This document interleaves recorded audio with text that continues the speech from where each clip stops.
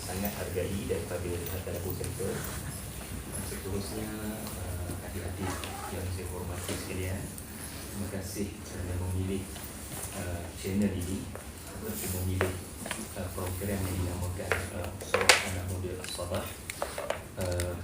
Kenapa nama surah? Sebab saya nak bersembang.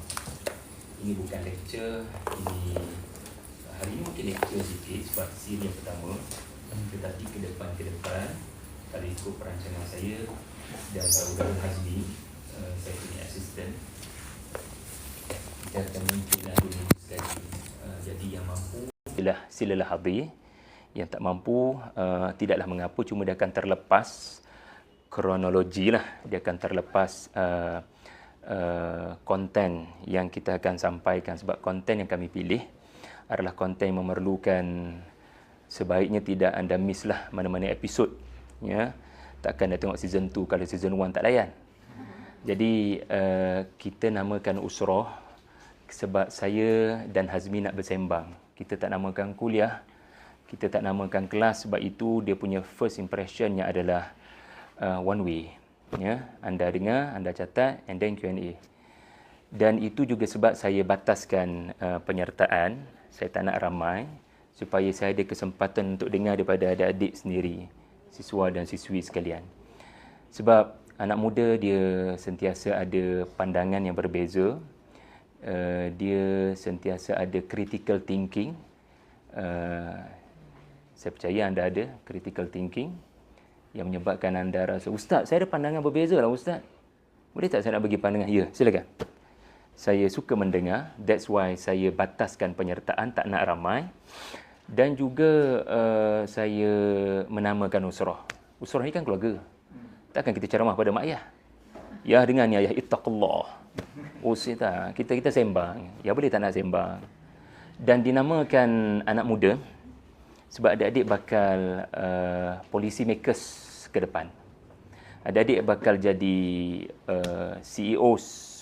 Adik-adik bakal jadi pemimpin masa depan. So, kalau adik-adik dapat kesedaran tentang Al-Quran, adik-adik tahu apa itu tadabbur, saya rasa tak resah sangatlah, tidak anxiety sangatlah, ya, dengan masa depan. Sebab melihat kepada Malaysia sekarang, mungkin kita ada ketakutan, ada kebimbangan dengan macam-macam masalah sosial, ya. Hati bercerai pun boleh bising satu dunia, macam tak ada isu lain yang nak dibincangkan. Tetapi adik-adik lah yang diletakkan harapan untuk bawa Malaysia kepada lebih baik, bawa Selangor, bawa Bangi kepada lebih baik. Dan juga kenapa kita pilih anak muda, sebab hari ini hari Jumaat. Adik-adik akan baca surah yang ada cerita anak muda, iaitulah surah Al-Kahfi, cerita pemuda Al-Kahfi. Mungkin adik-adik tanya, kenapa nama As-Sabah Ustaz? Sebab kita bukan kuliah subuh kan? As-Sabah kan subuh. Jadi ini bukan subuh. Patutnya nama surah anak muda Jumaat. Okey, USJ. Tapi kita namakan As-Sabah sebab pejabat kami Tadabur Center adalah duduknya di surah As-Sabah section 3. Ahlan adik-adik yang berlapangan untuk belajar tadabbur dan tafsir dengan lebih mendalam, ahlan lah. Saya sebenarnya nak sembang dengan kamu, nak kenal adik-adik semua, jabatan mana, umur berapa, PhD belaka ke, kan. Tapi mudah-mudahanlah dari semasa ke semasa kita ada peluang untuk kenal adik-adik semua. Okey, As-Sabah adalah pejabat Tadabur Center. So, saya harap adik-adik tahulah kenapa dinamakan Usamah, Usrah anak muda As-Sabah. Dan As-Sabah bukan hanya nama surau yang kami duduk di bangunan tersebut, tetapi ia juga adalah cahaya yang diharapkan berlaku kepada adik-adik semua menerusi pertemuan sejam setengah lebih ini. Itulah cahaya untuk suluh kehidupan adik-adik sebagai student. Mudah-mudahan dia memandu adik-adik untuk berjalan dalam kegelapan, ya. Jadi untuk sesi yang pertama ni, adik-adik tahu tak ada berapa sesi? Kak saya dan Cik Zafir ada mengatur 300 sesi. Sebab mengambil semangat Al-Kahfi kan 300 tahun. Jadi doakanlah umur panjang. Okey, untuk makluman, untuk semester yang pertama ni, untuk semester yang pertama ni yang barangkali 3-4 bulan, saya nak adik-adik menjadikan surah Yusuf ya sebagai surah motivasi kehidupan kamu. Surah nombor 12 yang turun di Mekah kepada Nabi sallallahu alaihi wasallam. Surah yang panjang, ada 111 ayat, tapi ini yang penting. Surah itu turun bagi merawat tahun duka cita Nabi sallallahu alaihi wasallam.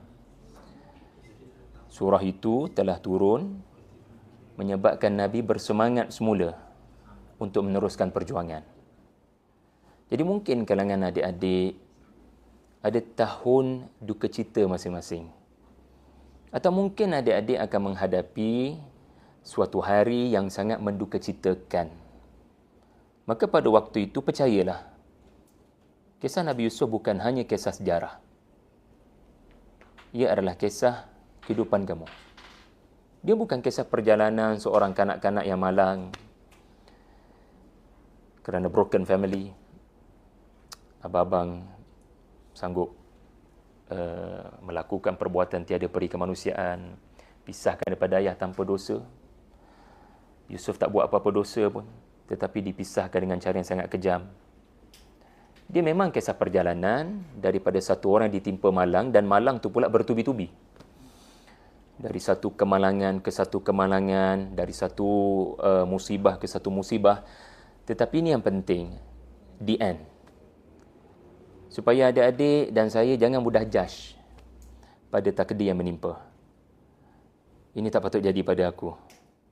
Ini patut jadi pada orang sebelah aku. Kan? Kenapa jadi macam ni? Kenapa berlaku hari ini? Kenapa tidak berlaku pada hari lain?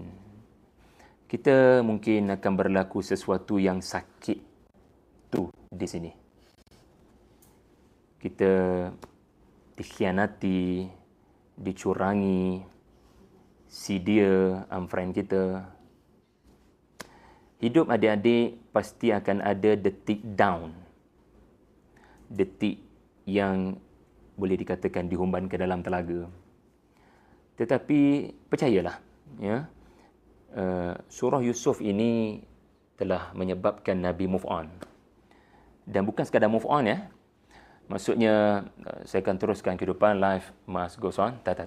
Dia adalah meneruskan kehidupan dengan new chapter. Faham apa itu new chapter?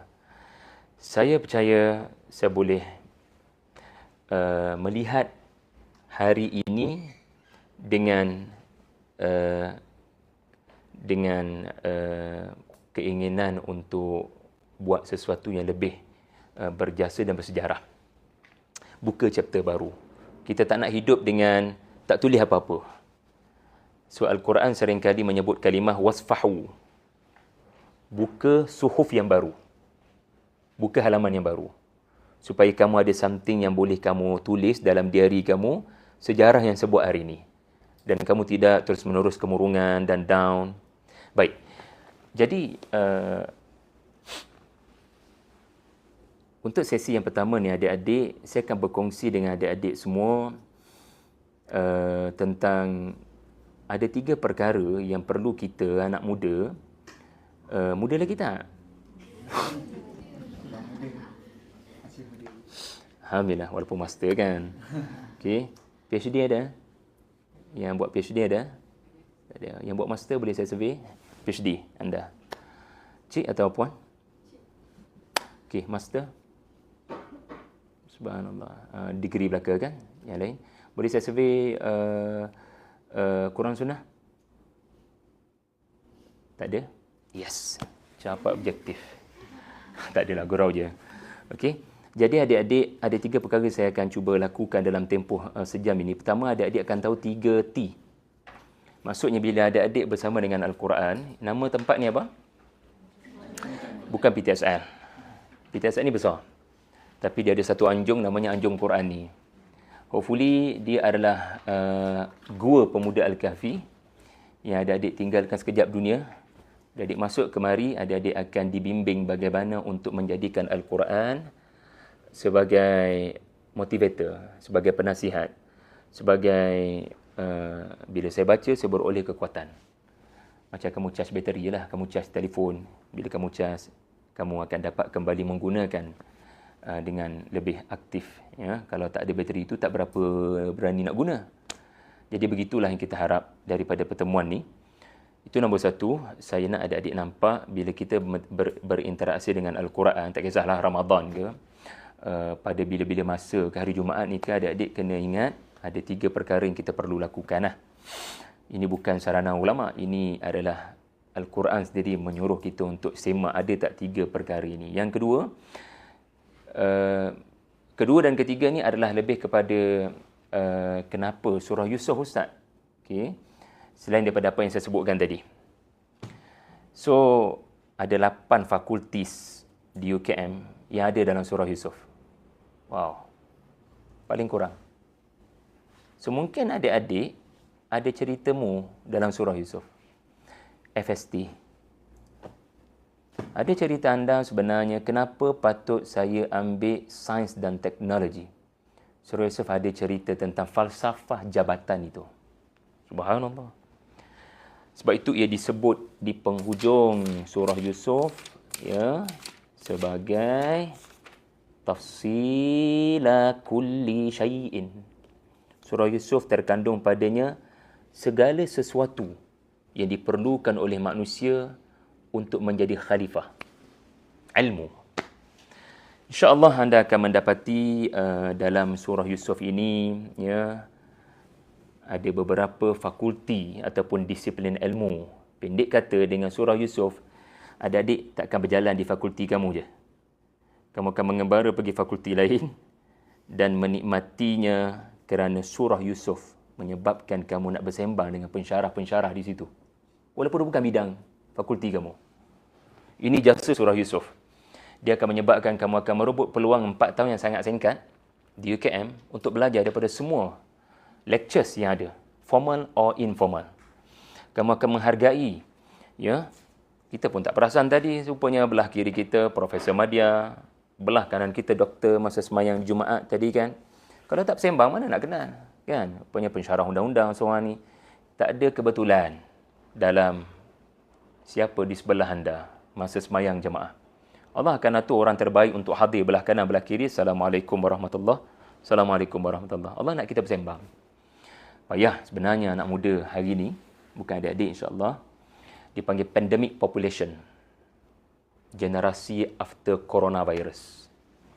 Untuk bersembang orang. Payah. Sebab pergi je rumah berhari raya, soalan pertama, ada password wifi? Makcik. Jadi mereka nak buat benda lain, which is bukan bersembang. Adik-adik suka bersembang? Buktikanlah. Okey. Tak sejuk ke? Okey. Okey, kalau sejuk survive lah. Cuba survive insya-Allah. Okey. Kemudian yang ketiga, after 3T dan 8 fakultis, ini yang paling penting. Saya akan beri kertas kepada adik-adik. Li boleh bagi kertas pada adik-adik. Kita nak buat satu aktiviti yang akan menunjukkan pada adik-adik, you all bila di UKM, you all ada 8 watak. Adik-adik kena checklist tu. Nanti adik-adik tulis, nanti kamu akan tulis, saya akan guide kamu macam mana kamu kena tulis. Tampallah dekat almari. Adik-adik kena tampal. Adik-adik kena selalu tanya, hari ni, adakah saya telah, ataupun seminggu ni, hari Jumaat, khususnya hari Jumaat. Sebab kita baca surah Al-Kahfi, dan seminggu sekali adik-adik kena tanda, adakah saya telah mendapat 8/8 markah? Mesti kamu dapat nota tu, kamu ingat nota ceramah kan? Tengok-tengok kosong kan? Subhanallah. Itulah fitrah kita adik-adik. Okey. So ada 3 objektif. Pertama apa dia? Ustaz Syahri bimbing kami macam mana nak berinteraksi dengan Al-Quran macam para sahabat. Sebab mereka bila baca Quran, mereka berubah jadi orang lain. Takkan kamu tak kenal Umar Al-Khattab. Mesti kamu kenal tokoh-tokoh besar yang berubah kerana 2-3 ayat Al-Quran. So Nabi didik macam mana tu? Sallallahu alaihi wasallam. Ada 8 fakultis, ada 8 watak yang mesti ada kepada mahasiswa UKM. Ada luar UKM? Ya, minggu lepas saya di UMK. Terbalik saja daripada UKM. Okey. Baik, rakan-rakan anak muda di TikTok okey belaka ni setakat ni? Sebab kita kan limited kepada UKM. Jadi kita tetap bagi ruang kepada anak-anak muda dan anak-anak tak muda di luar sana lah. Ya, betul. Terima kasihlah semua yang menonton. Yang penting Al-Quran rahmatan lil alamin. Dia semua orang akan dapat manfaat. Okey. Bila kita baca Quran, adik-adik kena cuba sedaya upaya untuk baca dengan betul, tilawah. Kemudian cuba faham dengan terjemahan dan cuba tadabbur. Okey. Kita pergi nombor 1 namanya tilawah ataupun nampak tak signboard tu? Dia tulis apa yang mula dengan huruf T?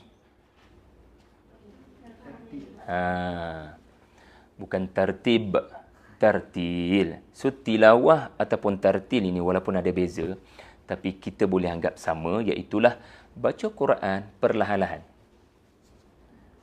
Baca Quran perlahan-lahan supaya kamu baca dengan betul. Kebetulan minggu lepas Tadabbur Center menerima kunjungan daripada Singapura, sebuah organisasi macam Tadabbur Center, namanya Tartil Institute, Tartil Quranic Center. Subhanallah. Jadi, apa maksud tilawah?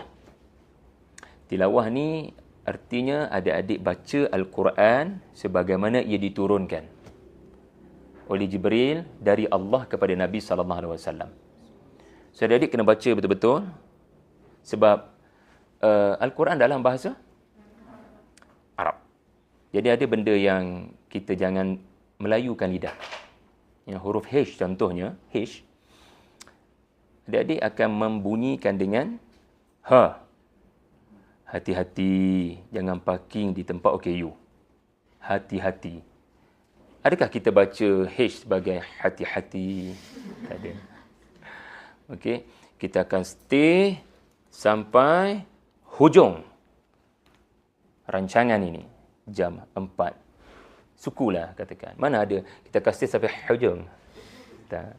So H dalam ruminya kita always sebut so bila Quran ada bila bahasa Arab dia ada dua jenis H.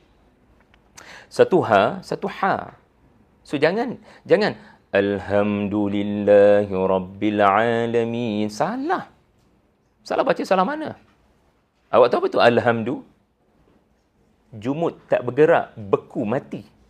La ilaha illallah, salah baca salah makna. Ya. Jangan pula ihdina, awak baca ihdina. Salah. Ya, minggu lepas masa semayang di Surau KLIA, ada satu orang jadi imam, baca sedap tapi tajwid tunggal langgang. Ya, semoga Allah membimbing beliau. Ya, yang penting confident. Ya, confident itu penting, tetapi itulah realiti. Okey. So adik-adik kena ingat surah Yusuf dia mula dengan alif lam ra. Okey, ingat ya di hujung kelas ni akan ada exam. So examnya antara soalannya adalah apakah permulaan surah Yusuf? So jawapannya adalah baca huruf tu betul-betul. Ini falsafah tilawah. Sebab Quran bukan ucapan manusia. Manusia tak pernah mulakan ucapan dengan Assalamualaikum semua, S, Y, A, R, I ya. Mana ada? Orang tak faham bila mula dengan huruf.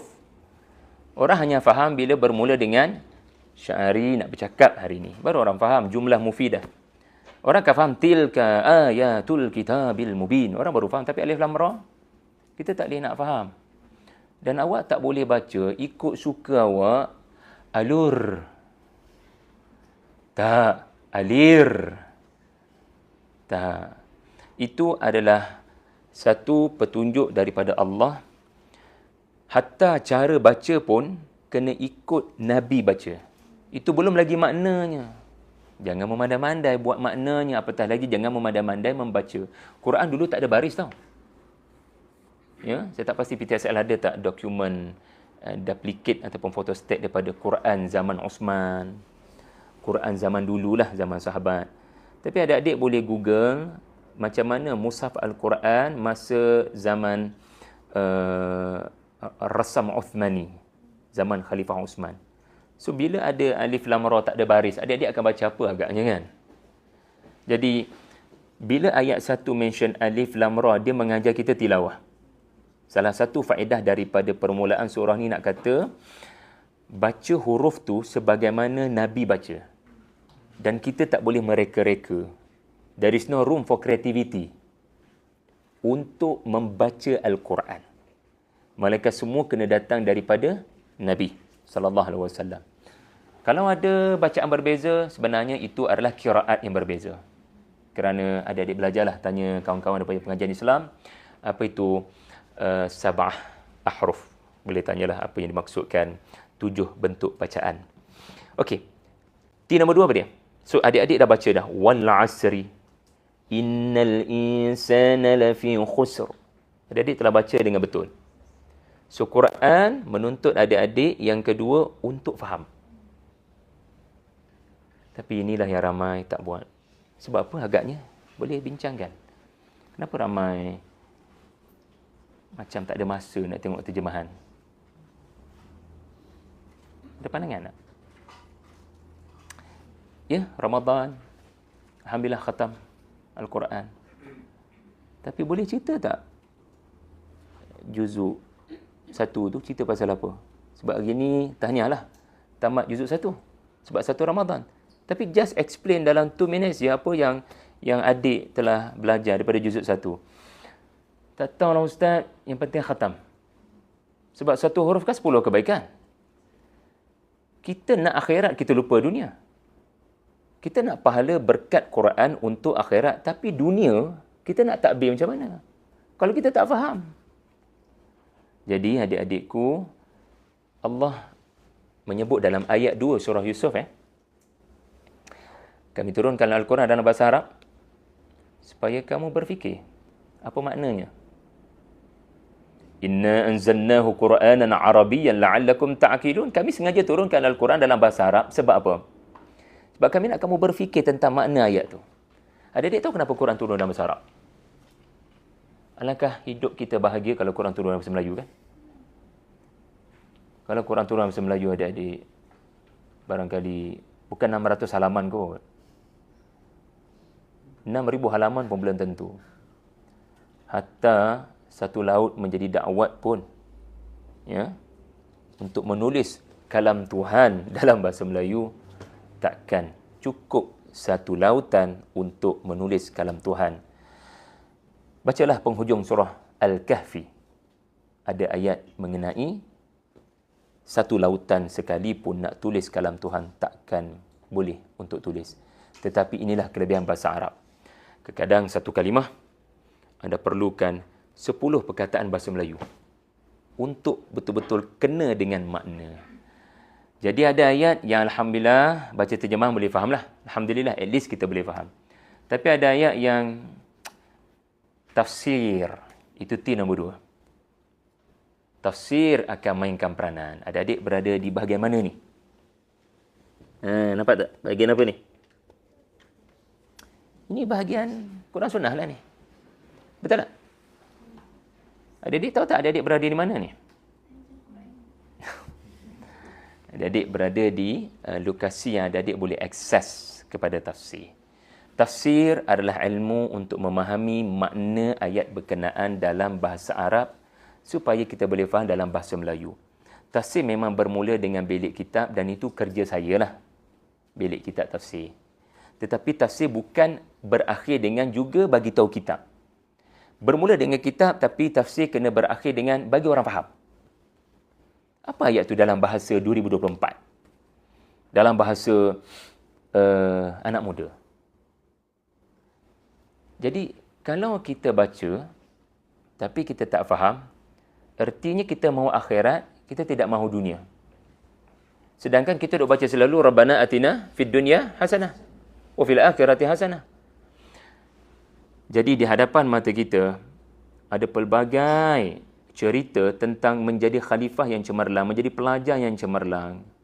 Tetapi bila kita tidak faham, umpama orang yang kita cintai, dah ada ke belum ni? Orang yang anda cintai, mudah-mudahanlah dalam perjalanan. Ya. Tiba-tiba orang yang kita cintai, ya, mudah-mudahan menjadi suami kita nanti, menjadi isteri kita nanti. Cuma kebetulan ustaz, saya punya bakal suami saya, tunang saya ustaz, orang Australia. Orang Afrika ustaz, masya-Allah, ya. Jadi saya UAE dulu. So kita tahulah apa maksud bercinta dengan luar negara. Jadi bayangkan orang yang kamu sayangi, dia mengutuskan surat dalam bahasa Afrika. Dia meluahkan isi hatinya menyayangi kamu. Kamu pun terima surat tu, wangi. Subhanallah. Dan dia adalah kekasih kamu. Apa akan berlaku kepada kamu bila menerima surat daripada kekasih kamu tapi dalam bahasa Afrika? Ataupun bahasa Spanish, France. Payah, kamu tak boleh nak rasa yang dia tengah bercakap dengan kamu, meluahkan isi hati. Hopefully dia emoji lah. Tapi dia tulis. Apa akan kamu buat bila kamu tahu yang mengutuskan surat itu adalah yang mencintai kamu? Dia nak tengok kamu bahagia dengan dia. Dia nak tengok kamu kembali kuat dengan apa yang berlaku. Kamu akan struggle untuk faham, kan? Kamu akan dapatkan bantuan ChatGPT. Betul tak? Jadi, anda akan buat apa saja untuk faham. So, bila kita malas nak belik online punya tafsir ataupun dengar mana-mana aplikasi, ya, kita malas, maknanya kita tak kenal Tuhan sebenarnya. Tuhan sayang kat kita. Sebenarnya Tuhan sentiasa sayang kat kita. Dia tak nak kita tergelincir daripada jalan. Dia nak kita bahagia. Dan dia selalu nak bercakap dengan kita. Tapi sampai hati tak nak faham apa aku nak cakap dengan kamu. Tak apalah. Buatlah cara kamu. Bila tergelincir, nanti baru kamu tahu betapa berharganya engkau kenal aku siapa. Itu metafora adik-adik. Walillahil mathalil a'la. Jadi jangan beri alasan untuk tidak mahu faham ayat Allah, dan itu namanya tafsiran. La'allakum ta'qilun, cuba faham. Okey? Dan akhir sekali, ini yang paling penting, iaitulah tadabbur. Tadabbur ini apa dia, adik-adik? Tadabbur ini adalah kita berfikir dengan serius selepas kita faham. Selepas kita faham ayat tu, kita cuba fikir, apa kaitan ayat ni dengan kehidupan saya? Dan untuk adik-adik boleh nampak kaitan, dia kena ada satu mindset. Adik-adikku, jangan catat lagi, dengar dulu. Sebab saya risau kamu catat benda kamu tak faham. Lebih baik kamu faham dulu baru kamu catat. But it's okay kalau kamu memang dah terbiasa mencatat sambil memahami. No problem. Anda berfikir untuk kaitkan ayat tu dengan anda, dia memang tak boleh buat. Melainkan kena mula daripada satu mindset. Mindset itu adalah kitabun anzalnahu ilaik mubarakun liyadabbaru ayatih. Aku turunkan Quran ini kepada kamu. Aku nak bercakap dengan kamu. Aku Tuhan yang maha hidup. Bukan hanya pada zaman Nabi sewaktu aku turunkan Quran. Anda tahu Quran turun pada zaman Nabi untuk beri Nabi kekuatan. Nabi ada masalah tertentu berlaku, Allah turunkan surah ataupun ayat untuk Nabi kuat. Adik-adik tahu Quran turun berapa tahun? 23 tahun. 13 tahun kat Mekah, 10 tahun kat Madinah. Quran tak turun gedebuk sekaligus. Quran turun barangkali 2-3 ayat seminggu. 2-3 surah sebulan. Pendek-pendek. Kenapa Quran turun sikit sepanjang 23 tahun? Sebab Allah nak bagi tahu, ya Rasulullah, aku dengan kamu. Aku nak bagi tahu kamu, aku ada dengan kamu. Macam mana sakit pun apa yang orang buat dengan kamu, tak payah resah gelisah, engkau di pihak aku. Dan untuk membuktikan aku bersama dengan kamu, aku turun dan aku postkan 2-3 posting namanya Quran turun. So, kita kena faham, bila ayat 2-3 turun, Allah nak menunjukkan yang masalah kamu, Tuhan ada solusi. Kalau itu terjadi pada Nabi, itulah yang sepatutnya terjadi kepada kita juga. Setiap apa yang terjadi dalam hidup sebenarnya, Al-Quran memberikan solusi. Walau 2-3 ayat sahaja. Cumanya adik-adik kena tahu sahaja di mana duduknya solusi itu di dalam Al-Quran yang sangat banyak, 6,236 ayat dan 114 surah.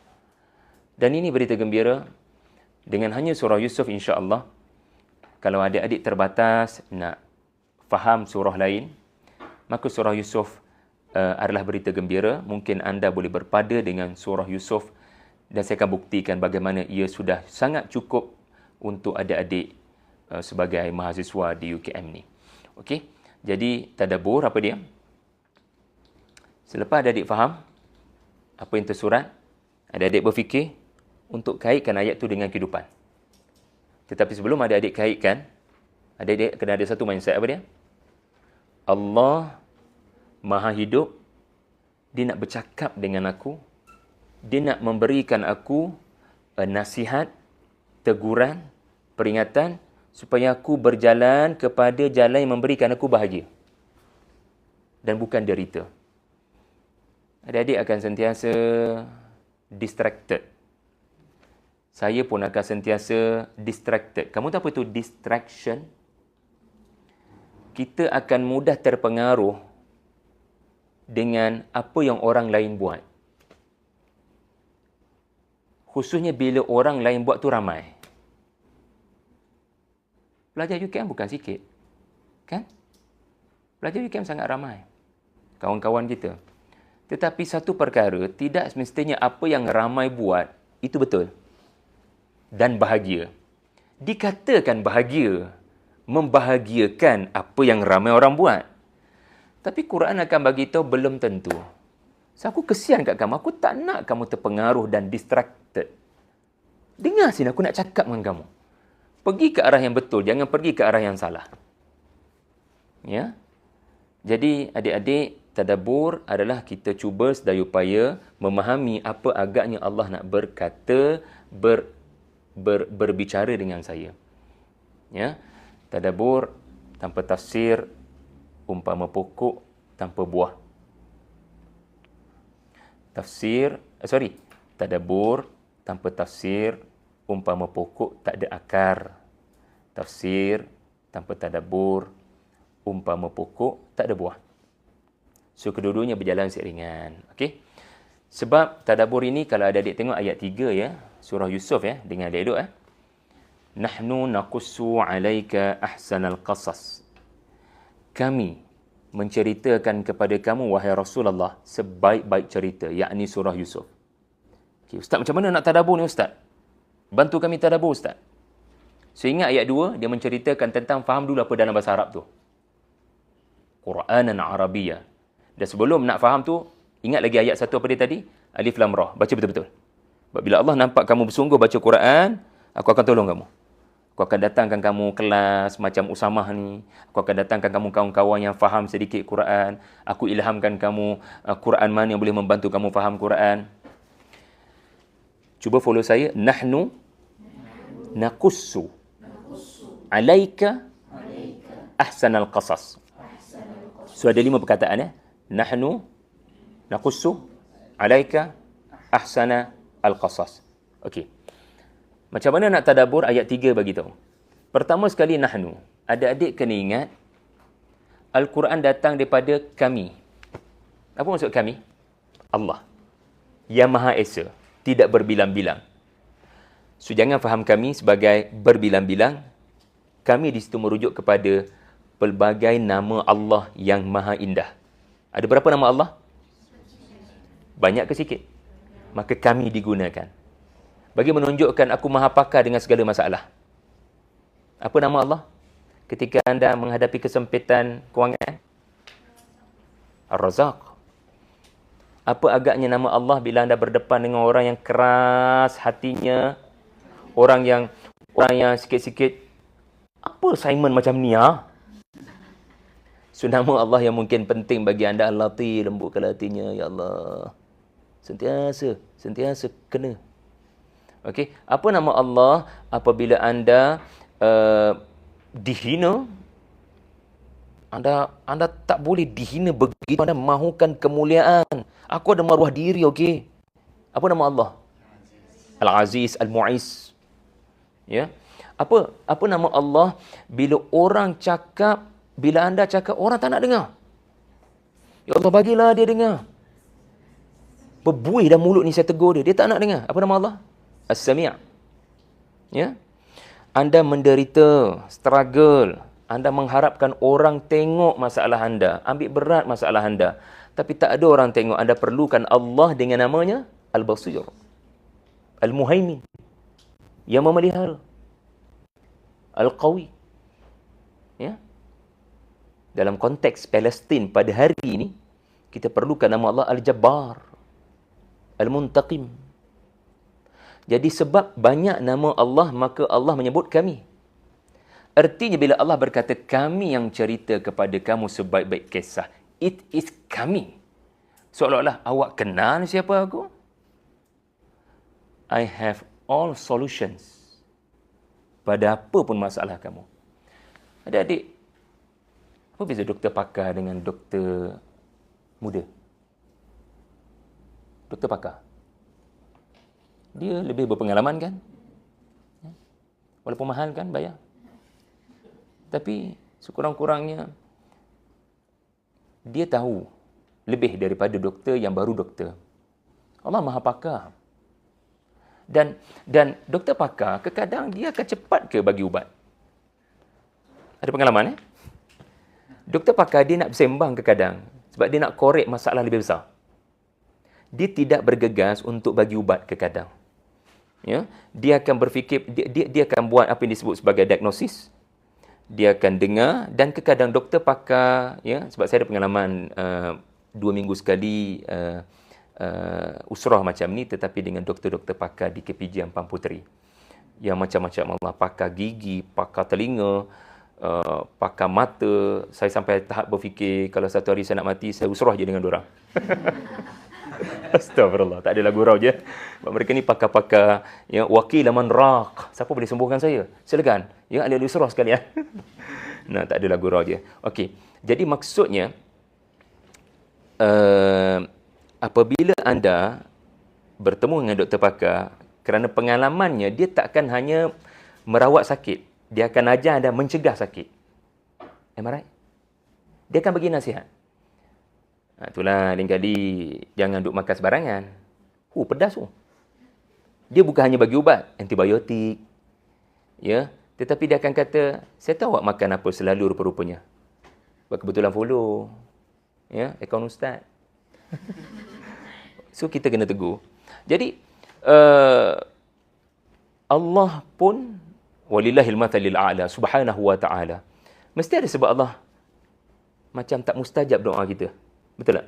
Kita mohon pada Allah. Tapi kadang-kadang tak berlaku apa yang kita nak kan? Sebab dia siapa? Dia Maha Pakar. Dia ada sebab untuk tidak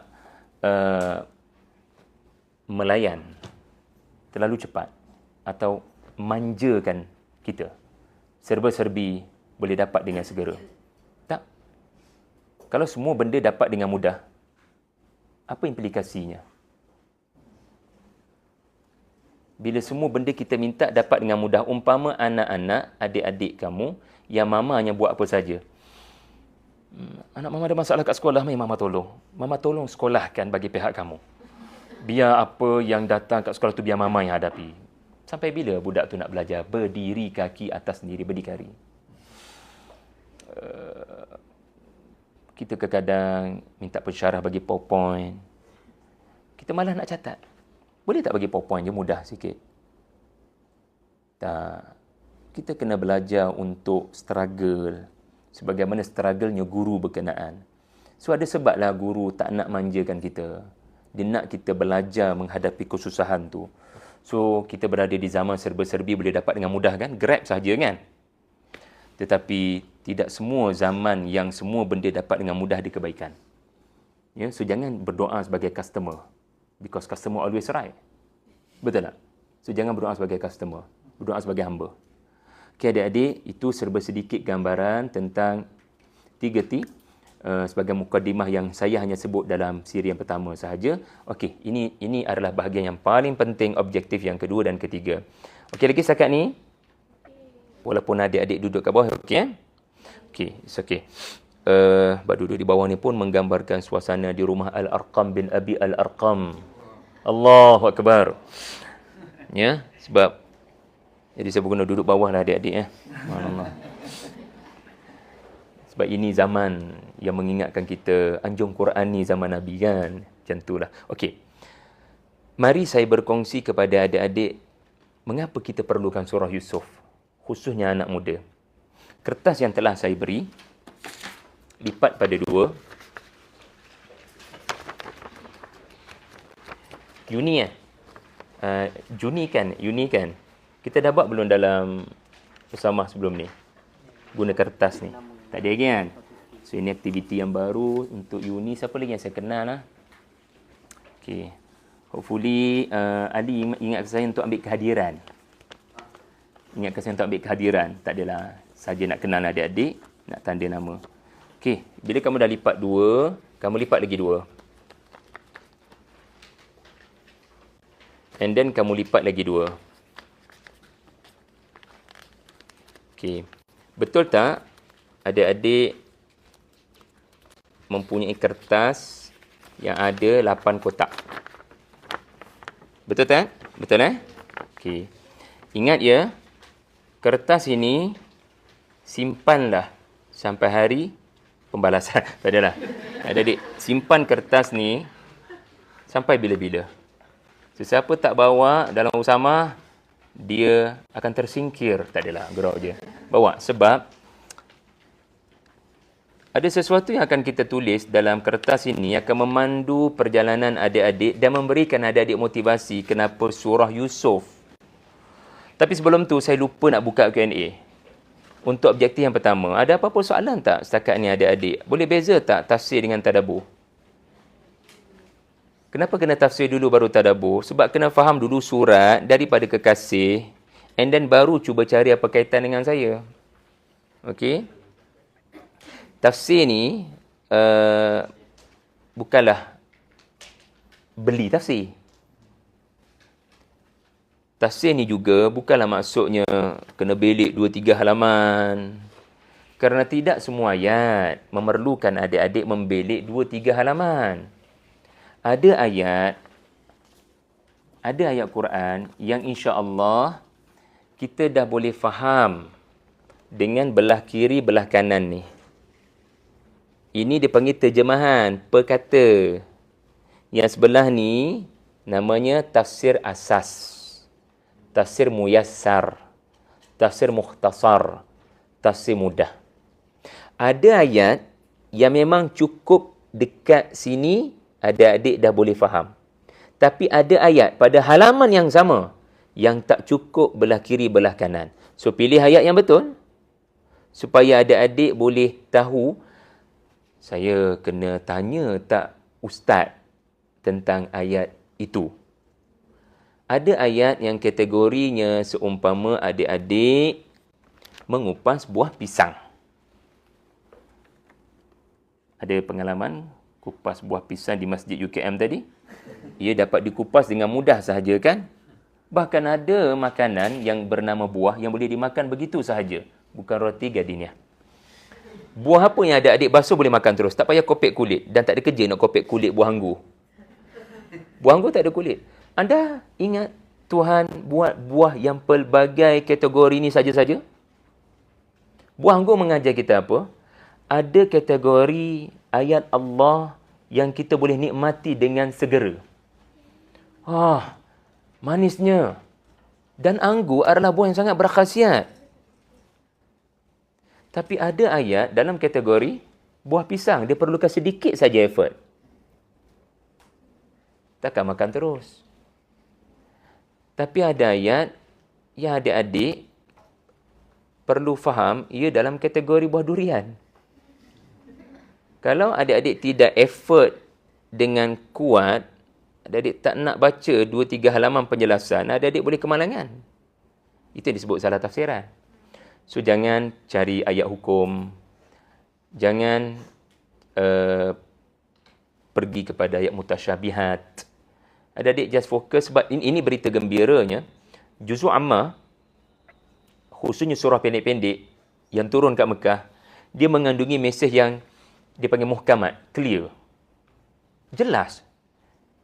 Sampai tak payah nak panjang lebar tafsir, just tadabbur je. Contoh, apa surah favourite adik-adik semua? Wal Asri. Macam tak sabar je nak baca. Complicated ke surah Wal Asri ni adik-adik? Demi waktu asar ataupun demi masa. Ya, yang mendalam sedikit dia akan pilih demi waktu asar sebab dia faham asar kat situ ada sebab. Tetapi at least kan bila kita baca terjemahan demi masa kan. Setiap manusia berada dalam kerugian. Kecuali orang yang beriman, beramal soleh, berpesan-pesan dengan kebenaran dan berpesan-pesan dengan kesabaran. Apa lagi? Apa lagi yang dituntut daripada kamu bila dah faham surah Al-Asr? What's next level? Tadabbur. Adakah saya orang yang menghargai masa? As simple as that. Sebab matlamat tadabbur adalah perangai itu berubah. Apa matlamat tadabbur? Apa matlamat adik-adik datang kemari? Adik-adik nak jadi baik, betul tak? Kan adik-adik nak jadi jahat? Inna lillahi wa inna ilaihi rajiun. Tidak. Lepas tu saya suka adik-adik memilih untuk hadir. Sebab at the end of the day, anda akan keluar daripada PTSL pada pukul 4 kejap lagi dengan harapan untuk perangai saya jadi lebih baik. Semua kita nak masuk ke syurga. Al-Quran turun untuk ubah bangsa Arab daripada bergaduh sesama mereka kepada bersama-sama, ya, bersatu padu dan bersaudara. As simple as that. Jadi, apabila kita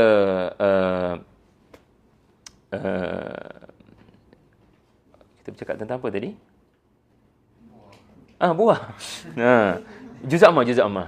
So kita ambil contoh yang lain. Ada suka surah apa? Juz Ammah. Asy-Syarah. Alam nashrah laka sadrak. Bukankah kami telah melapangkan dadamu? Wa wada'na 'anka wizrak. Dan kami angkat daripadamu beban yang menimpamu, yang menyebabkan berat di bahagian belakang. Alladhi anqadha dhahrak wa rafa'na laka dhikrak. Dan kami mengangkat penyebutan namamu. Kita ambil contoh. Inna ma'al usri yusra. Fa inna ma'al usri yusra. Inna ma'al usri yusra. So ada ayat mungkin dalam kategori yang kena kupas sikit, baru boleh faham. Tetapi ada ayat yang macam 2 kali berulang tu. Dia dalam kategori apa? Anggur? Pisang? Durian? Sesungguhnya pada setiap kesulitan itu ada kesenangan. Ulang lagi sekali. Maknanya, benda yang simple itu pun Allah ulang 2 kali sebab tidak semua orang berfikir begitu. Benda simple je tapi tak amal. Jadi, begitulah perjalanan kita dalam ayat-ayat dalam surah Yusuf. Okey adik-adik, kembali kepada kain kapan kamu. Okey. Objektif kedua saya, ingat lagi? After 3T, daripada 3 ayat. Objektif kedua apa dia? Masuk. Kenapa saya pilih surah Yusuf? Okey. Surah Yusuf diisytiharkan Allah Subhanahu wa taala sebagai ahsanal qasas. Ingat lagi ayat 3 tadi? Ada 5 ayat, ada 5 kalimah. Kami ceritakan kepada kamu wahai Nabi sallallahu alaihi wasallam. Nahnu, ingat lagi nahnu? Allah Maha Pakar dengan segala masalah kamu. Naqussu. Naqussu ni akan terus menerus menceritakan kepada kamu cerita Yusuf. Sekejap. Surah Yusuf kan turun dah kepada Nabi. Surah Yusuf turun kepada Nabi sallallahu alaihi wasallam. Tetapi Allah menyebut, kami akan terus menerus menceritakan kepada kamu cerita Nabi Yusuf. Surah Yusuf telah turun dengan sempurna kepada Nabi pada tahun yang ke-12. Surah yang ke-12 turun pada tahun ke-12.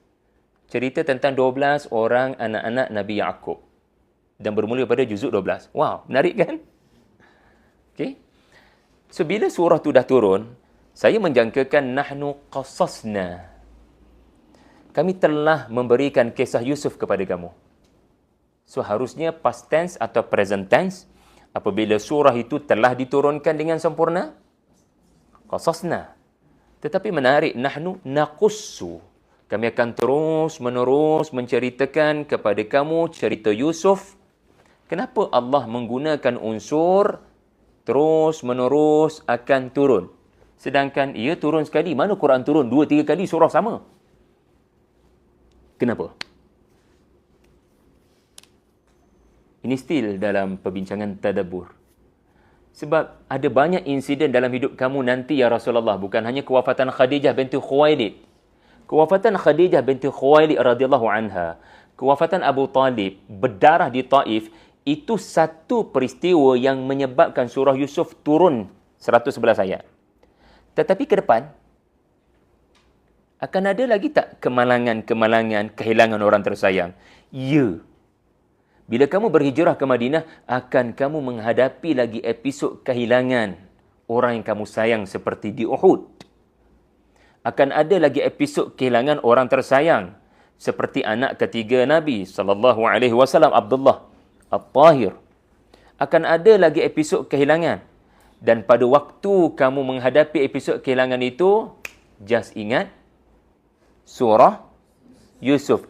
Kami akan terus-menerus menunjukkan kepada kamu surah Yusuf relevan. Sampai bila-bila. Dan terus-menerus menunjukkan juga manfaat surah ini bukan hanya kepada kamu. Kami akan terus-menerus membuktikan surah Yusuf relevan untuk umat kamu. Seolah-olah bila anda hadapi masalah, anda baca surah Yusuf, anda beroleh kekuatan. Anda hadapi masalah lain lagi, anda baca surah Yusuf, anda beroleh kekuatan. Al-Quran tidak pernah membosankan. Paling kurang surah Yusuf. Sebab itu para ulama, saya tidak ingat kata-kata siapa, Atta' bin Abi Rabah ataupun siapa, nanti saya semak balik ataupun adik-adik boleh baca Kompas 114 saya ada sebut. Tiada yang membaca surah Yusuf dalam keadaan duka cita melainkan akan beroleh kelapangan dada. Tiada yang membaca surah Yusuf dalam keadaan mahzunun, sedih dan duka cita, melainkan Allah akan lapangkan dadanya, yakni hatinya akan kembali kuat dan bersemangat meneruskan kehidupan. Adik-adik tak tahu lagi apa konten surah ini, tetapi saya nak beritahu, ia adalah surah yang mengandungi syifa kepada hati dan jiwa kamu. Subhanallah. Ini bukan buku karangan manusia. Dia adalah kalam Tuhan pencipta kita. Ya. PBAKL baru-baru ini, kita dapat tahu data pembelian, memang anak-anak muda sangat suka beli novel yang memberikan kepadanya sembuh. Yang memberikan kepadanya cerita orang lain tapi memberikan dia kekuatan sebab dia boleh rasa cerita dalam novel tu cerita dia. Ya? Novel sangat banyak dilaburkan oleh student sampai ada yang bawa beg yang kita sangka nak pergi KLIA ke? Tak. Dan dia boleh spend 1,500 untuk beli novel-novel orang itu. Mesti ada kelebihan kepada cerita. Nah, awak nampak kenapa orang suka cerita? Adik-adik pernah tengok tak cerita di Pawagam yang adik-adik menangis selepas itu? Tak pernah, ya? Alhamdulillah. Adik-adik memang baik. Tetapi ada orang bila dia tengok cerita filem tertentu, tiba-tiba mengalir air matanya. Padahal kita tanya balik, itu cerita dia, bukan cerita kamu. Jadi yang kata macam sebenarnya dia tidur dalam Pawagam tu. Kenapa menangis? Itu cerita orang, bukan cerita kamu. Normal lah. Bila kita tengok satu cerita yang produsernya genius, pelakonnya wow, memang bijak dalam berlakon, kadang-kadang kita bukan nampak pelakon tu, kita nampak kita dalam filem tu, betul tak? Surah Yusuf adalah cermin kamu sebenarnya. Surah Yusuf, awak tengok cermin tak? Kenapa awak tengok cermin? Kita nak ini yang disebut reflect. Saya nampak saya. Jadi ini adalah Ini disebut ibrah. Ya. Okey, nanti adik-adik ingatkan saya sebelum saya tamat. Selain pada ambil attendance, adik-adik just ingatkan saya, Ustaz boleh huraikan sikit ibrah? Sebab dia ada kaitan dengan konsep tengok diri kamu di cermin. Ya. Kamu ada kereta kan datang sini kan? Tak ada kereta, kamu naik motor. Subhanallah. Motor pun ada cermin pandang belakang kan? Ada tak cermin pandang belakang kan? Adik-adik bila memandu, adik-adik akan selalu ke tengok cermin pandang belakang? Tak selalu. Gila je tu. Belakang.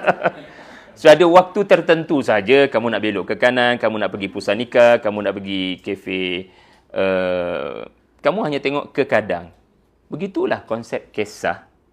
Kamu kena tengok belakang sekejap sebab dia memandu kamu ke depan. Kamu kena tengok sekejap reverse mirror untuk kamu memandu dengan selamat ke depan. Ya. Jadi kertas ni adik-adik, saya nak kamu tulis ada 8 fakulti ataupun ada 8 disiplin ilmu yang kamu akan jumpa dalam surah Yusuf. Okey, sorry. Ahsanal qasas. Apa maksud ahsanal qasas? Ayat 3. Cerita yang terbaik. Allah terus menerus memberikan kepada Nabi cerita yang terbaik, yakni surah Yusuf. Okey, kenapa surah Yusuf disebut cerita yang terbaik? Tarik nafas semua. Bagi oksigen berjalan pada lutut kamu, nampak krem sangat tu. Okey. Kenapa surah Yusuf adalah sebaik-baik kisah? Berdasarkan ayat 3. Dan berdasarkan jumhur para ulama sebut begitulah, mereka mengaitkan ahsanal qasas ini surah Yusuf. Siapa tahu? Siapa nak try? Kenapa surah Yusuf Allah isytihar sebagai pemenang anugerah kisah? Kalau KJ menang penyampai radio. Tetapi kisah yang terbaik, sebenarnya kita tak boleh banding-bandingkan kisah. Cuma kalau kita nak ambil pandangan, kisah yang terbaik adalah surah Yusuf. Kenapa?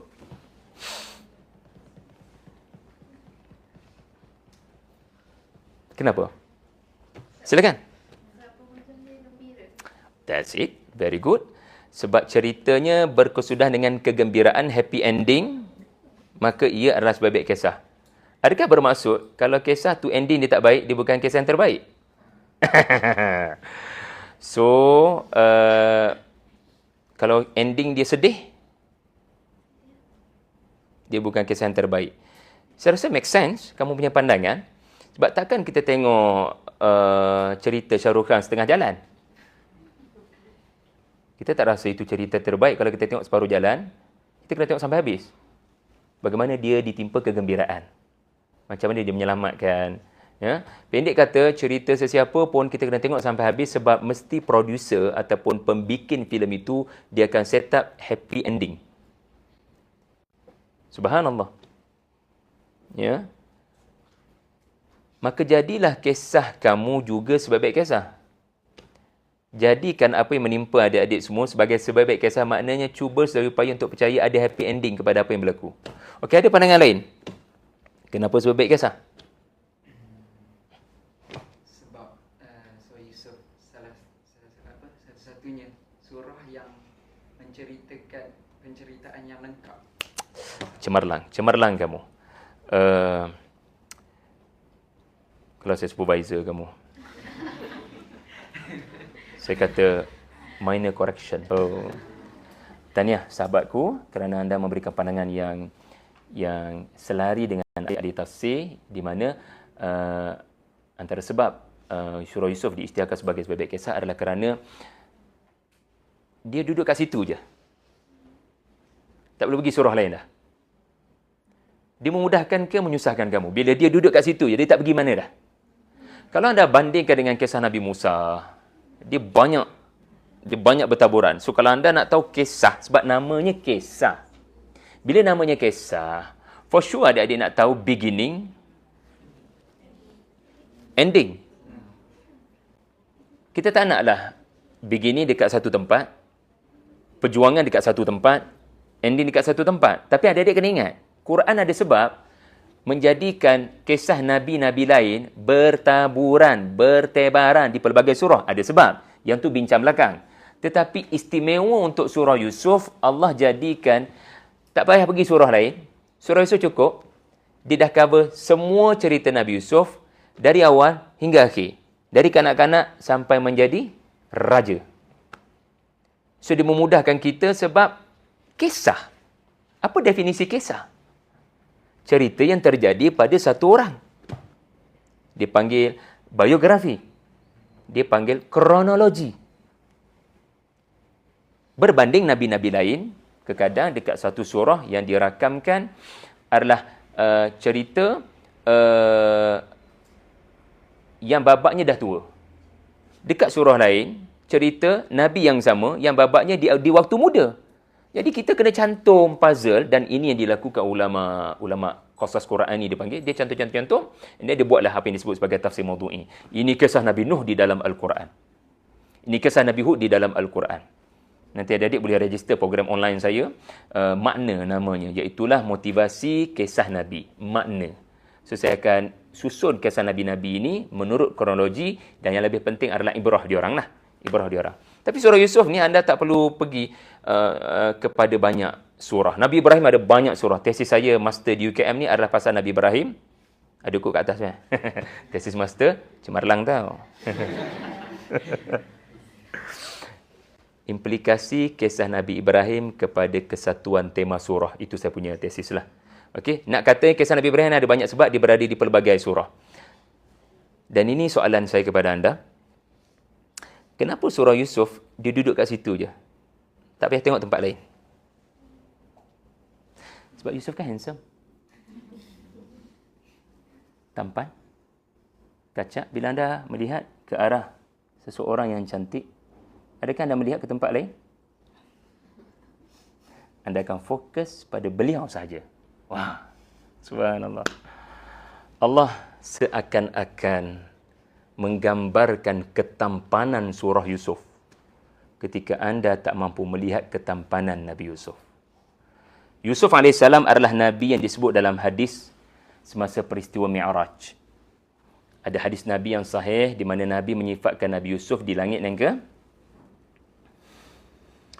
Yusuf AS di langit yang ketiga ke? Ya, mungkin. Saya ingat saya langit yang ketiga, sebab langit yang keempat Idris, 5 Musa, 6 Harun. Nabi yang dikurniakan sebahagian daripada kecantikan. Maksudnya apa? Tak ada satu orang pun kalau tengok kepada Yusuf melainkan akan apa dia panggil istilah terpana, terpateri, terpana. Dia tak akan tengok benda lain dah. Wah. Subhanallah. Adik-adik, kalau melihat kepada Yusuf alaihissalam, kalaulah pisau lalu di jari kamu, kerana kebetulan Yusuf muncul masa kamu tengah potong buah tu, kamu tak akan terasa kesakitan pisau berjalan di atas jari. Pakar bius melihat ayat ini sebagai satu motivasi, rupanya ada cara untuk orang tak rasa sakit. So mereka explore lah apa cara untuk orang tak terasa sakit. Subhanallah adik-adik. Mungkin ini antara sebab. Dia ada banyak sebab tau. Tapi ini salah satu sebab yang mudah adik-adik faham. Kerana bila anda melihat ke arah sesuatu yang cantik, anda tak akan lihat ke tempat lain dah. So Allah jaga fokus kamu. So surah Yusuf adalah surah yang Allah nak kamu fokus, kamu tak tengok dah benda lain, melainkan bukan batang tubuh Yusuf alaihissalam. Allah tak cerita batang tubuh Nabi Yusuf. Melainkan satu ayat saja mengisyarat kepada ketampanan baginda, tapi values Nabi Yusuf. Nilai dan akhlak Nabi Yusuf. Okay, itu sebab yang pertama, ahsanal qasas. Sebab yang kedua, asal pukul apa? Berapa minit lagi? 4.30, okey kot. Boleh adik-adik? 4.30 saya tak nak ambil masa adik-adik semua. Sebab yang kedua, sebab yang pertama adalah dia cerita yang lengkap. Sebab yang kedua, ini yang penting, saya pilih pandangan yang sesuai dengan adik-adik. Iaitulah dia ada pelbagai disiplin ilmu. Sebab saya tak nak adik-adik jadi orang yang duduk dalam tempurung adik-adik. Di tangan saya ada fakulti pengajian Arab dan Tamadun Islam. Fatihatun Nawar ada di sini. Boleh angkat tangan. Ada dakwah dan kepimpinan. Ya, Puteri Aqilah. Masya Allah. Ada teknologi maklumat Azfar. Ada geografi. Anis Arifah. Ada. Okey, ada pelbagai bidang pengajian dan ini yang saya suka. Apabila adik-adik ada pelbagai bidang pengajian. Nombor 1, adik-adik tulis. Okey.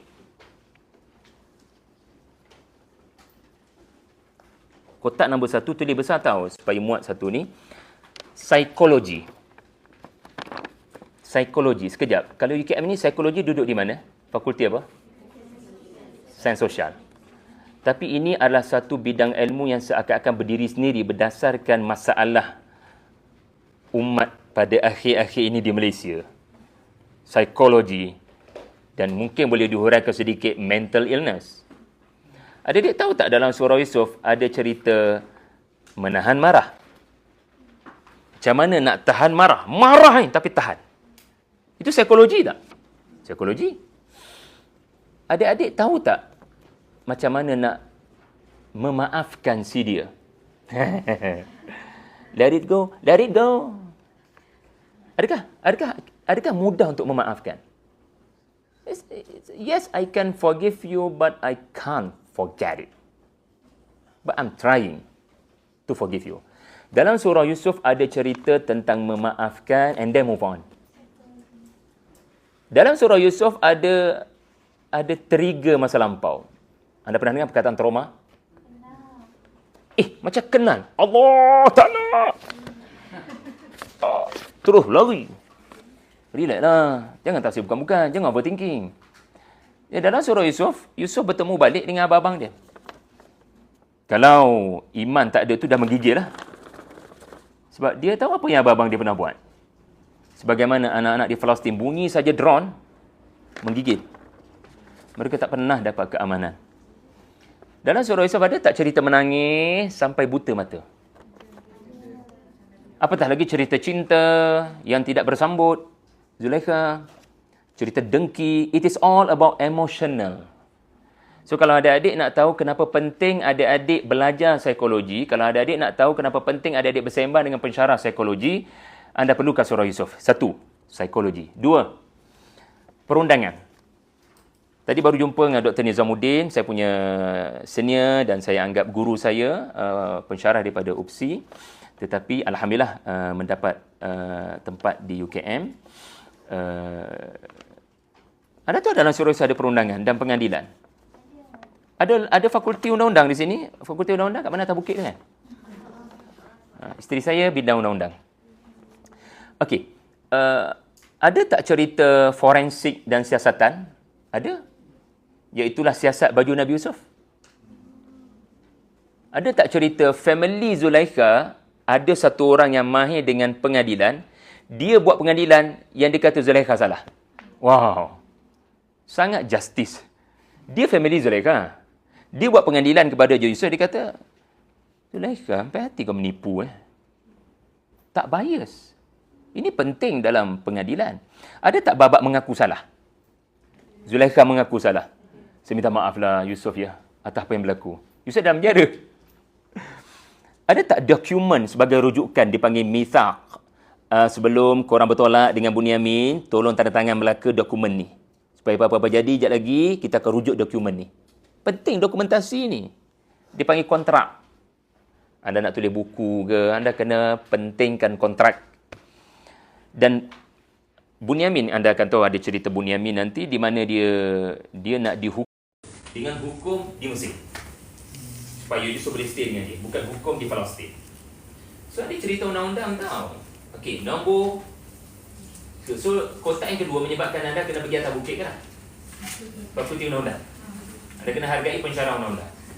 Okey, bila anda masuk surah Yusuf, ada kotak yang ketiga, politik. Adakah anda ada cita-cita nak jadi YB? Tak ada. Tapi takkan anda tak bersedia kalau dilamar untuk jadi MPP? And maybe you can. Ataupun takkanlah anda tidak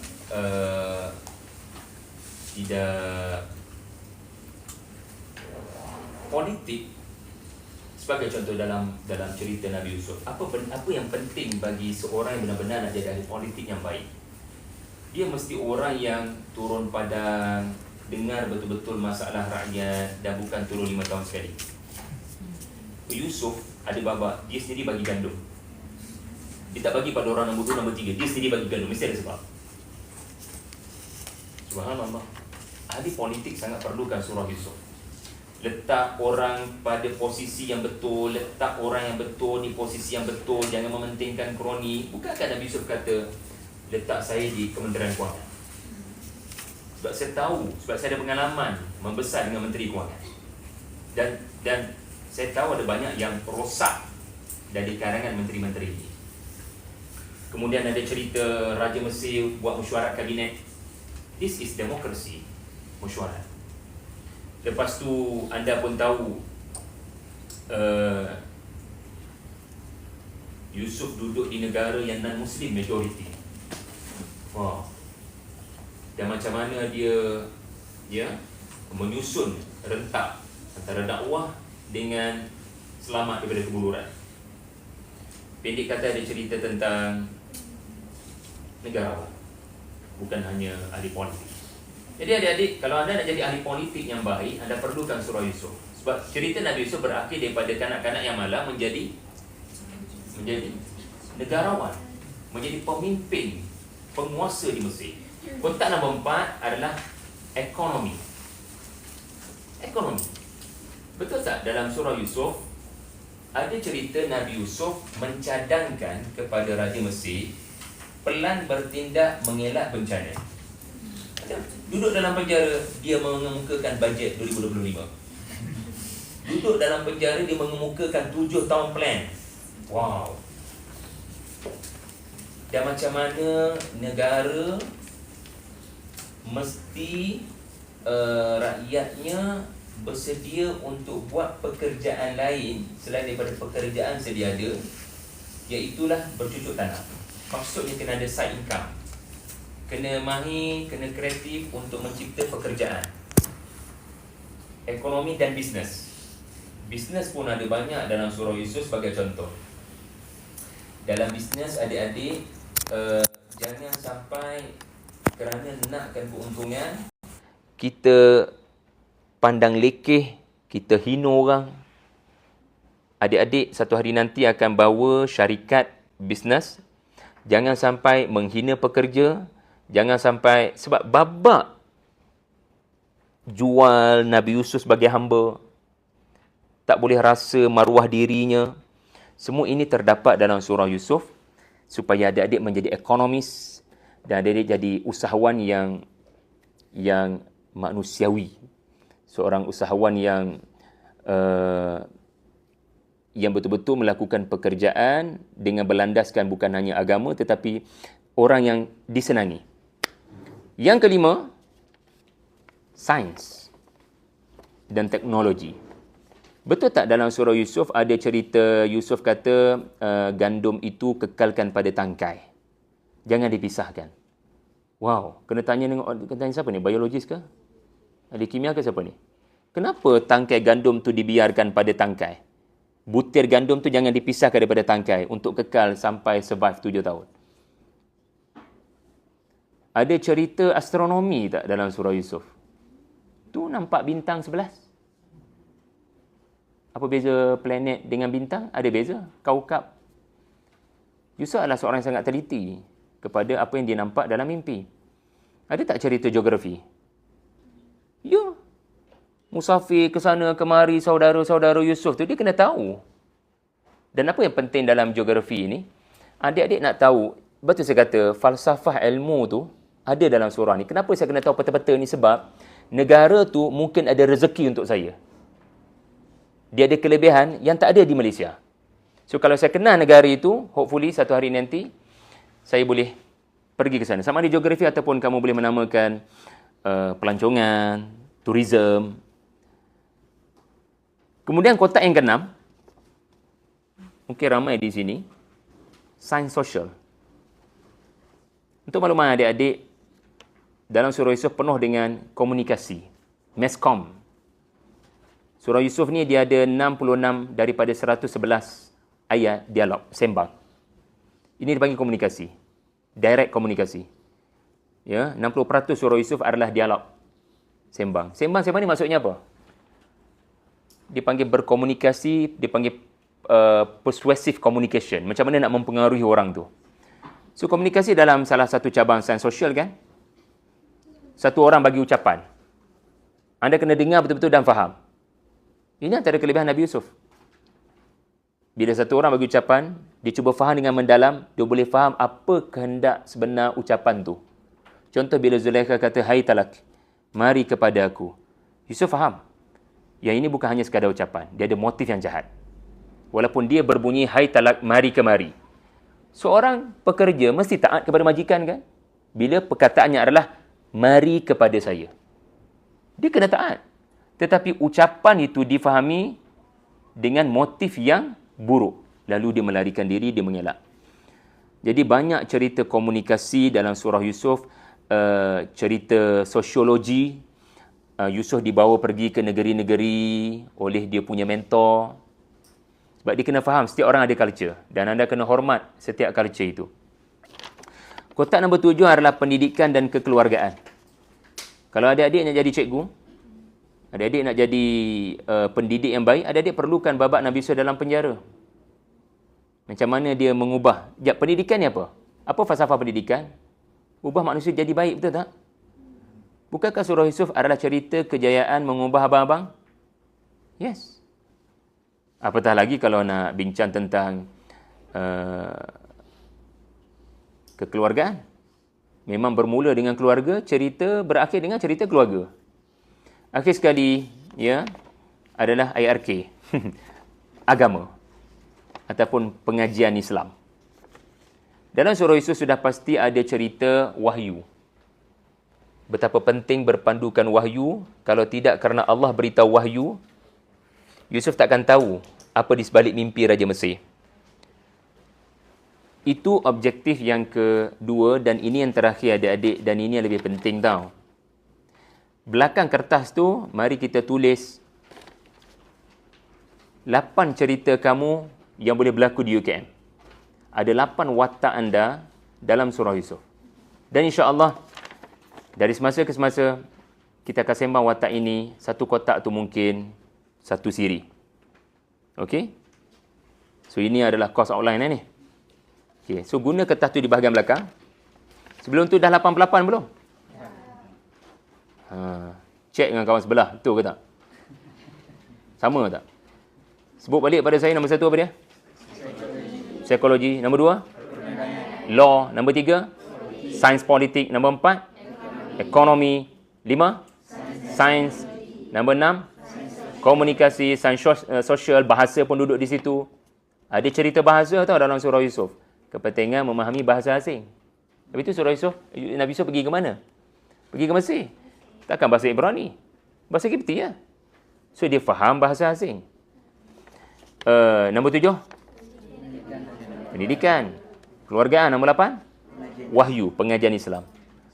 Dia berterima kasih banyak pada Nabi Yaqub. Itu mentor beliau untuk aliran agama dia panggil. Okey, ini yang lebih penting bagi saya adik-adik. Kita akan tamat dengan kertas di bahagian belakang pula. Hidup kita ni akan ada 8 fungsi semasa ada adik di UKM. Nombor 1, anak. Betul tak? Kamu ada ibu bapa? Kita ada ibu kan? Saya ayah dah tak ada. Adik-adik pun mungkin salah seorang telah pergi. Tetapi alhamdulillah kalau masih ada kedua-dua ibu bapa. Tulis anak. Dalam surah Yusuf, ada tak cerita anak yang menggembirakan ibu bapanya? Yalah. Surah Yusuf bermula dengan, "Ya, saya ada masalah, tolong saya." Surah Yusuf bermula dengan anak meluahkan isi hati pada ayah. Surah Yusuf berakhir dengan, "Ayah bangga dengan kamu nak. Awak berbakti, membawa nama baik ayah kepada jutaan rakyat Mesir. Kamu pemerintah Mesir nak, subhanallah." So, anak yang membanggakan ayah dengan jasa Bukan hanya membanggakan ayah pada hari convocation, tetapi ayah tahu you somebody dalam masyarakat. Very good, anak. Anda tahu Yusuf dibawa ayah dia Nabi Yaqub naik atas arash. Seolah-olah kalau dalam bahasa convocation ni, masa pelajar paling cemerlang tu bagi ucapan, ayah, mak, main naik sekali. Tapi ini bukan Yusuf di hari convocation. Ini Yusuf bawa mak ayah duduk atas singgasana dia di atas istana Mesir. Seolah-olah saya tak ada apa kalau bukan peranan ayah saya. Saya berjaya menjadi pentadbir dan penguasa Mesir yang besar dan agung ini sebab semuanya bermula daripada ayah. Dan bukan hanya ayah ya. Mak kepada 10 orang abang-abangnya pun dia ajak naik ke atas. So, bila 10 orang nampak Yusuf memuliakan mak dia, terus jatuh sujud. Subhanallah. Hebat akhlak Yusuf. Yang kedua, kotak yang kedua adalah adik-beradik. Adakah kamu ada adik-beradik? Kalau kamu tak ada adik-beradik, kamu tulis ahli keluarga. Anak tunggal ke kan? Surah Yusuf ada tak cerita adik cuba nak ubah abang-abang? Yup. Surah Yusuf adalah cerita adik ataupun abang yang nak selamatkan adik dia, betul? Yusuf nak selamatkan Bunyamin, ada tak? So ada cerita abang yang nak ambil berat pasal masalah adik. Ada cerita adik yang nak fikirkan macam mana nak reunion abang-abang dia.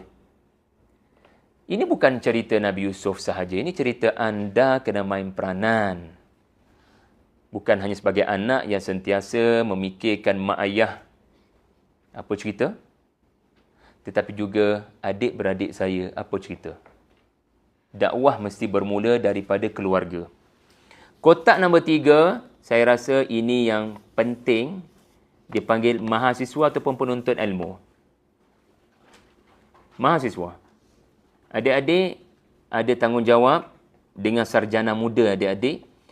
Maka adik-adik kena gunakan kesempatan ini untuk tekun belajar, cemerlang dalam pelajaran dan beroleh mentor yang terbaik. Cuba rebut ilmu daripada para pensyarah. Kerana ada tak cerita Nabi Yusuf belajar jauh daripada ayahnya? Betul tak? Dia bukan hanya belajar daripada ayahnya. Masa kecil. Dia terpaksa ke overseas. Kalangan adik-adik ada daripada Johor jauh kan? Ada daripada Kelantan. So adik-adik telah bermusafir. Cuma adik-adik musafir mak ayah hantar lah kan? Bukan adik-adik jatuh dalam telaga ada orang ambil kan? So nak katanya kita kena sanggup bermusafir untuk menuntut ilmu. Sebagaimana Yusuf pergi jauh sebab ada ilmu yang tak ada di negeri kita. Yusuf kena belajar sesuatu yang tak ada di Mesir. Yang tak ada di Palestin. So tanggungjawab kemahasiswaan adalah memastikan kita belajar dengan tekun dan tidak malas. Tidak ditimpa penyakit 3K. Katil, kafe dan college. Saya nak tidur kat katil, lapar pergi makan dekat kafe, and then tak ada sebarang impak kepada universiti. Ya? Hanya mementingkan diri sendiri sahaja. So kita tak naklah. Kita hanya hidup dengan mementingkan diri sendiri. Yang keempat, adik-adik, saya namakan sahabat. Ada tak kawan-kawan? Okey. Adik-adik mesti ada college. Adik-adik mesti ada orang yang ada sebilik dengan anda. Jadi, bila kita duduk kat UKM ni, jangan hanya memikirkan akademik dan ulat buku saja. Sebab itu kotak nombor 3. Kotak nombor 4 adalah, adakah saya telah menjalankan tanggungjawab sebagai seorang sahabat? Ada ramai orang kenal saya, mungkin satu negeri, mungkin satu college. Adakah saya ajak dia sama-sama ke dalam majlis seperti ini? Adakah kalau ada program baik dibuat, saya ajak dia sama-sama? Sebab dalam surah Yusuf ada tak cerita Nabi Yusuf ajak 2 orang sahabat dalam penjara? Mari menyembah Allah yang Esa. Ada. So, dia adalah teguran kepada kita, jangan tinggalkan hak kita kepada sahabat kita. Nombor 5. Saya namakan persatuan. Persatuan. Adik-adik, kita kena ambil kesempatan di UKM ini untuk belajar membaiki kualiti interpersonal skill. Inter ke? Inter lah kan? Macam mana kita dalam satu pasukan? Sebab kita kadang-kadang di UKM ni boleh hidup ikut suka kita. Tetapi kelebihan bila ada adik terbabit dalam apa-apa persatuan, adik-adik tak boleh fikir diri sendiri. Adik-adik kena fikir implikasi perbuatan adik-adik kepada orang lain. Contoh, tak ikut arahan. So, dengan kehidupan berpersatuan, adik-adik akan belajar apa itu peranan saya kecil, tapi bila semua buat peranan itu, dia membantu persatuan itu mencapai matlamat. Jadi dalam surah Yusuf, anda akan melihat ada adegan mesyuarat yang diadakan oleh Yusuf sebagai seolah-olah pengurusi persatuan dengan budak-budak muda untuk capai satu matlamat di mana Bunyamin akan duduk kat Mesir. Tidak lagi kena torture mentalnya di Palestin. Dia buat mesyuarat tu. Dan dia boleh set up AJK dengan sangat baik dan seolah-olah persatuan itu berjaya sampai kepada objektif. Sebagaimana surah Yusuf bermula dengan adegan mesyuarat adik-beradik yang jahat ni. Dia nak menegakkan kebatilan. Surah Yusuf ada cerita mesyuarat yang baik. Mesyuarat jahat pun ada, mesyuarat baik pun ada. Sebab persatuan dan mesyuarat tak boleh dipisahkan. Sebab kita nak bagi tugas. So, surah Yusuf ada cerita pembahagian tugas. Wow, menarik. Arahan berlaku dengan sangat ditaati dengan baik dan dia memberikan kesan. Yang keenam adalah adik-adik boleh tulis kat situ, tak tahulah nak tulis apa, tetapi bisnes. Bisnes ni maksudnya adik-adik kena cuba belajar, macam saya pergi UMK minggu lepas, dia ada pesta apa entah di mana setiap student dia kena belajar berniaga jual produk. Dia kena create produk dan dia kena berniaga dalam convention itu. So adik-adik kena fikir daripada sekarang supaya ini yang disebut sebagai apa ya? Dia disebut graduan yang mendapat tempat dalam pasaran. Dia panggil apa? Keboleh pasaran ya. So you all kena bersedia dengan kreativiti. Sebab orang yang akan interview adik-adik dia tidak hanya tengok resume tau. Dia akan tengok banyak aspek yang tak ada dalam resume.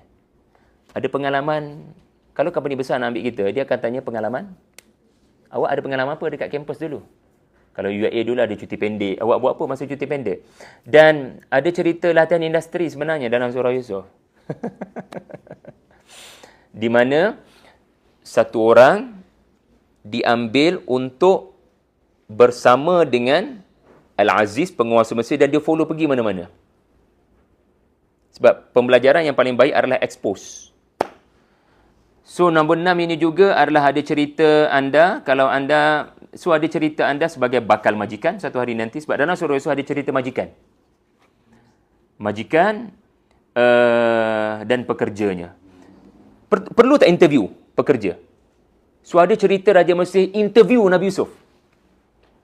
Sehingga akhirnya, Raja Mesir berkata, awak terbaik untuk jadi penasihat saya selepas saya kenal awak dengan direct.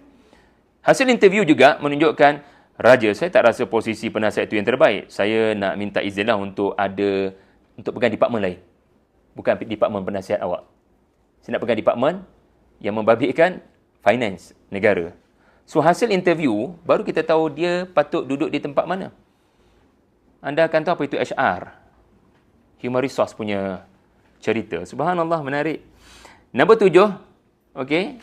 Saya tahu adik-adik mungkin tak ada TikTok. Tapi nombor 7 ni influencer. Jangan salah faham maksud influencer dengan negatif. Tanpa menafikan memang ada yang negatif. Influencer kat sini maksud saya pendakwah. Adik-adik kena guna kesempatan yang ada di universiti ini untuk memikirkan cara agar orang yang selama ini haters, mereka bertukar menjadi pencinta. Sebab Nabi Yusuf telah menukar ramai lawan yang menjadi kawan. Hatta Zulaikha sendiri bertaubat. Dan abang-abangnya sendiri bertaubat. Dan beliau dapat melakukannya bila dia ada kuasa. Bila dia ada jawatan.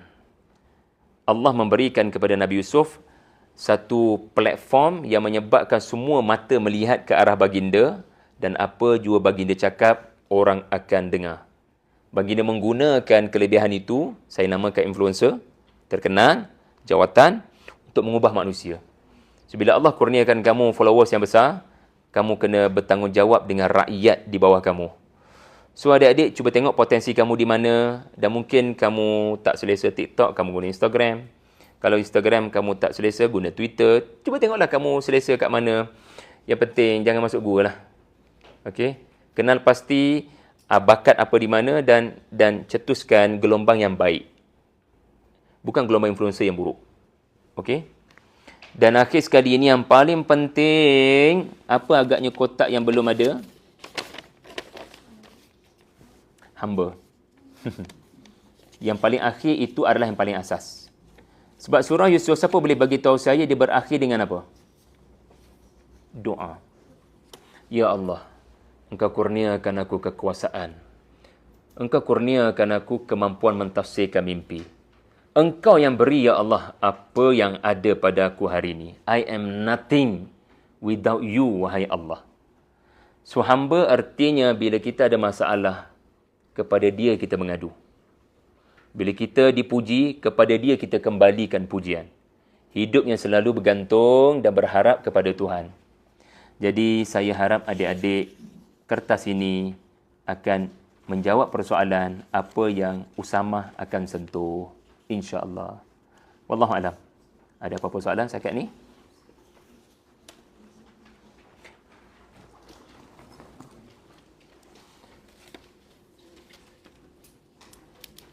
Ada apa-apa soalan sekarang ni adik-adik? Isyraf yang mana? Angkat tangan Tak ada. Ni ulil ahda. Okey. Ali boleh stopkan TikTok. Fatihatun Nawar. Bahira. Ainul Mardiyah. Wow. Ya. Terima kasih. Jumpa lagi. Okey.